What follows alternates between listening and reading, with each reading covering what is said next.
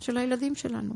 תראי, האבחון שילדים עוברים לא ייתן להם הקלות במבחן.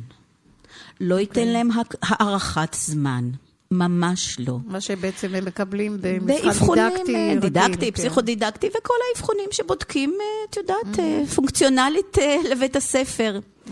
האבחון בצבעים של ילדים מעלה בפני הילד, בפני ההורים שלו, מי הילד באמת, וכמה דוגמאות.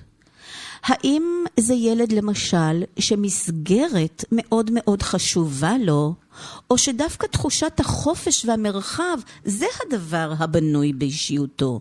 כהורה, כמלווה, כבוגר, מאוד חשוב לי לדעת את זה לגבי הילד שלי. נכון.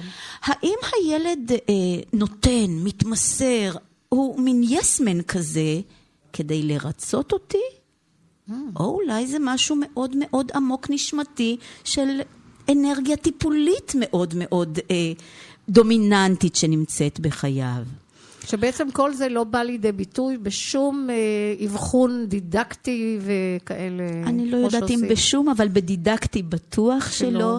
אנחנו נוגעים פה ברבדים של מבנה אישיות, של תכונות אופי, של תכונות דומיננטיות שיעשו את הילד מאושר, ושיאפשרו לנו, ההורים, לתקשר איתו בצורה נכונה.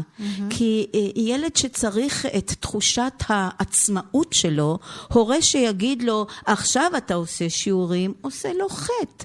לילד כזה צריך להגיד לו, חמוד שלי, עד השעה 7-8 בערב, השיעורים מוכנים ולא אכפת לי בזמנך החופשי, כן? זה רק ניואנסים קטנים כדי לדעת, ולקלוע בול בעצם למהות, למה מדבר על הילד, מה השפה האמיתית שמשפיעה על הילד. וואו, תשמעי, זה נשמע פשוט מעולה, וזה מאוד מתחבר גם לתחום החינוכי שלך, שאת באה ממנו, ואני מבינה את הזעקה הפנימית שעולה